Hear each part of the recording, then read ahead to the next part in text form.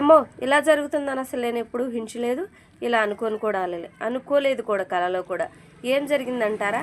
చెప్పండి మీరే గమనించి. చికెన్ కూర కట్టెల పొయ్యి మీద వండితే చాలా టేస్టీగా ఉంటుంది కదా అని కట్టెల పొయ్యి మీద నేను వండా. ఎక్కడ ఏ మిస్టేక్ చేశానో నాకే తెలియదు. నాకుంది మీ బావ చేతిలో తిట్టులు. ఓయమ్మో, సండే రోజు కూడా ఎలా తిట్టించుకోవాలా అనిపించింది మనసుకి. అలా తిట్టేశారు నన్నైతే. నేను ఎక్కడ ఏం తప్పు చేశానో గమనించి మీరే చెప్పండి. చికెన్ కూరలో మరి చెబుతారనుకుంటున్నాను లాస్ట్ వరకు. చెప్పండి, మీరెవరైనా కట్టెల పొయ్యి మీద ఎప్పుడైనా ఇలా ట్రై చేశారా? నేనైతే నాకు వీలు కుదిరినప్పుడల్లా వండుతూనే ఉంటా. కానీ కట్టెల పొయ్యి మీద వండే వంట ఎంత సూపర్గా ఉంటుందంటే ఇంకా తినాలి అనిపిస్తూ ఉంటుంది. కట్టెల పొయ్యి మీద వండడం తేలికే, కానీ గిన్నెలు కడిగేసరికి ఉంటుంది మజా. ఓ భలే ఉంటుంది గిన్నెలు కడగడానికైతే. నిజమా కాదా? మీరు కూడా చెప్పేయండి. టమాటా చారు పెట్టేశాను, చాలా బాగుంది టమాటా చారు అయితే. నాకు కూడా నచ్చింది, మీకు కూడా నచ్చుతుంది అనుకుంటున్నాను. చూడండి, టమాటా చారు చూసారా పొయ్యి మీద ఎలా మరుగుతున్నాయో, సలసలా మరుగుతున్నాయి కదా.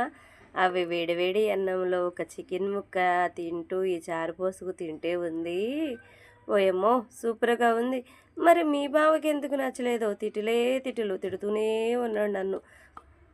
చెప్పండి మీరే, ఎక్కడ మిస్టేక్ చేశానో మర్చిపోవద్దు.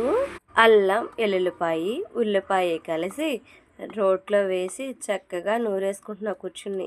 చూసారా ఎట్లా నూరుతున్నానో? అవి మెత్తగా నలగాలి కదా. అవి చక్కగా మెత్తగా నలిగిన తర్వాత మరి ఇంకేంటి, కొంతమంది అయితే పచ్చిమిరకాయ కూడా వేస్తారు. నేనైతే పచ్చిమిరకాయ వేయలేదు. అల్లము, ఎల్లుల్లిపాయి, ఇంకా వేసాను ఉల్లిపాయ, ఈ 3 మాత్రమే వేసి చక్కగా మెత్తగా నూరుకుని పక్కన పెట్టేసుకున్నా. చూడండి ఎలా ఉందో. ఇలా రోట్లో నూరితే సూపర్గా ఉంటుంది. మీరు ఎవరైనా ఇట్లా నూరుతారా రోట్లో? నేనేనా? ఎవరైనా నూరితే చెప్పండి కామెంట్ చేసి నాకు, మర్చిపోకుండా. నేనైతే కొంచెము చికెన్ చక్కగా కడిగేసుకుని కొంచెం పసుపు, ఉప్పు వేసి ఆ వాటర్ అంతా ఇంకేదాకా పొయ్యి మీద పెట్టేస్తా. అలా పెట్టడం వల్ల నీసు వాసన అనేది రాకుండా ఉంటుందని నేను అలా చేస్తా. మీరు ఎవరైనా ట్రై చేస్తారా ఇలా? నేనైతే ట్రై చేస్తాను.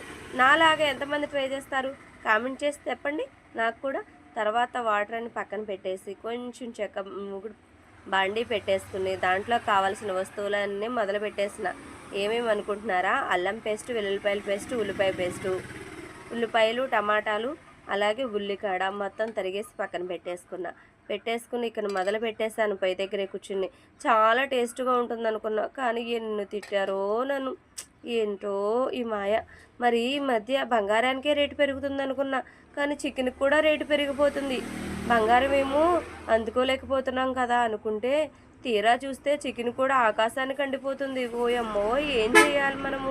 నువ్వేమీ చేయొద్దు కానీ ఏమేమి చేస్తావో చెప్పమ్మా ముందు అంటారా? చెప్పేస్తున్నాను చూడండి. నూనె కొంచెం వేసి దానిలో ఉల్లిపాయ ముక్కలు చక్కగా వేపేసుకున్నాను. పచ్చిమిరపకాయలు కూడా వేసుకుని చక్కగా వేపేసి అలాగే వెల్లుల్లిపాయల పేస్టు, అల్లం పేస్టు, టమాటా ముక్కలు ఇవన్నీ వేసి పక్కన పెట్టుకున్నాను. ముందుగానే పసుపు, ఉప్పు వేసి మాంసాన్ని కొంచెం మగ్గపెట్టేశాను కదా, చూసారు కదా మీరు. ఆ మాంసాన్ని అంతా తీసి కూడా దానిలో వేసేసాను. మరి నేను ఇంకెక్కడ తప్పు చేశానా అర్థం కావట్లేదు. ఉల్లిపాయ ముక్క మంచిగా వేగడానికైతే మంచి ట్రిప్ అయితే చెబుతున్నా. ఏమిటనుకుంటున్నారా? కొంచెం పసుపు అయితే వేస్తే ఉల్లిపాయ ముక్క త్వరగా మగ్గుతుంది. ఇది మంచి ట్రిప్, అందరికీ తెలియదు, కొంతమంది తెలుసో తెలియదో నాకు చెప్పండి. నేనైతే మీకు చెప్పేసిన. తర్వాత చికెన్ ముక్కలు వేసి చక్కగా ఎర్రగా వేపేసిన. నాకులాగా కట్టెల పొయ్యి మీద ఎంతమంది వంట చేస్తారు? కట్టెల పొయ్యి మీద వంట చాలా సూపర్గా ఉంటుంది, తినడానికి చాలా టేస్టీగా ఉంటుంది, హెల్దీ పరంగా కూడా చాలా మంచిది. గ్యాస్ పొయ్యి మీద వండే కన్నా ఇలా కొంచెం లేట్ అయినా కూడా కట్టెల పొయ్యి మీద వండితే మనకి హెల్తీకి మంచిది, అలాగే కూరలు కూడా చాలా టేస్టీగా వస్తాయి. మరి ఇవన్నీ చెబుతున్నావు బాగానే, మరి నిన్నెందుకు తిట్టాడక్క బావా అంటారా? ఎందుకు తిట్టలేదు చెప్పమంటారా? మీరైతే గమనిస్తారులే, గమనించి మీరే కామెంట్ చేస్తారనుకుంటున్నా. మరి నేను చెప్పేస్తే బాగోదులే కదా, అందుకే మీరే గమనించి చెప్పేసేయండి నాకు, మర్చిపోవద్దు. చికెన్ కూరలో నేను చేసిన తప్పేంటో అన్నది మర్చిపోకుండా చిన్న కామెంట్ చేసి తెలపగలరు నాకు, అంతేనా?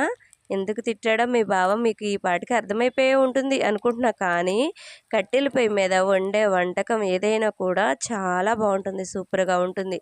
హెల్తీ కూడా చాలా మంచిది తినడానికి.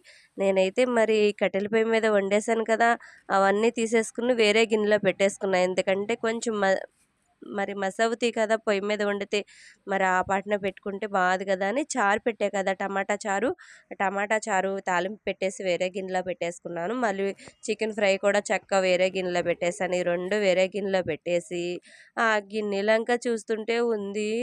విక్రమార్కుడు సినిమాలో ఒక చిన్న డైలాగ్ గుర్తుకొస్తుంది, కానీ చెబితే బాగోదులే, వద్దులే. అలా ఉంది నా పరిస్థితి అయితే. తర్వాత చక్కగా బియ్యం కూడా కడిగి పెట్టేశాను. కడిగి పెట్టేసిన తర్వాత మరి ఆ గిన్నెలన్నీ కడిగేసుకోవాలి కదా, కడిగేస్తే పని అయిపోతుంది కదా, కడిగేస్తున్నాను. చూసేయండి. కడిగేసిన తర్వాత ఏం చేశాను అనుకుంటున్నారా? మళ్ళీ కరెక్ట్గా నేనైతే 12కి లైవ్ అనేది స్టార్ట్ చేస్తున్నాను కదా, మరి ఆ లైవ్ స్టార్ట్ చేసేయాలి కదా, లైవ్ అయితే పెట్టేశాను. మీరు అందరూ ఇలా అనుకోవద్దు, ఏంటి ఎక్క లాంగ్ వీడియోలో కూడా లైవ్ గురించి చెబుతుంది అని. అలా అనుకోకుండా చూస్తూ ఉండండి, ఓకేనా? ఎవరైనా నా వీడియోలో ఎక్కడైనా చిన్న చిన్న తప్పులు ఉన్నాయి, అవి ఏంటో గమనించి చెప్పగలరు అనుకుంటున్నాను నేనైతే. చికెన్ కూరలో నేను చేసిన తప్పేంటన్నది కామెంట్ చేసి తెలపండి, మర్చిపోవద్దు. అలాగే ఏం చేశానంటే ఈవినింగ్ టయాన టమాటా పచ్చడి ఉంది, అది కూడా చక్కగా రుబ్బేసుకున్నాను. టమాటా పచ్చడి రుబ్బుతుంటే మా పాప దూరం నుంచి వీడియో తీస్తుంది. మనం తినడానికైతే తేలికే, కానీ రుబ్బేటప్పుడు ఉంటుంది, మామూలుగా ఉండదు. చింతపండు టమాటా ముక్కలు ముందుగా ఎండబెట్టేసుకుంటాం కదా, చింతపండు గుజ్జు టమాటా ముక్కలు అవన్నిటిని కలిపేసి రోట్లో వేసి నూరుకోవడమే. మిక్సీలు ఉంటే మిక్సీలో కూడా వేసుకోవచ్చు. నేనైతే రోట్లో రుబ్బడమే కొంచెం నాకు అలవాటు, అందుకని ఇలా రుబ్బేస్తున్నాను. తర్వాత మెంతిపిండి, ఆవపిండి, వెల్లుల్లిపాయలు ఇవన్నీ వేసేసి చక్కగా రుబ్బుకోవాలి. తర్వాత కారం కూడా వేసేసుకోవాలి.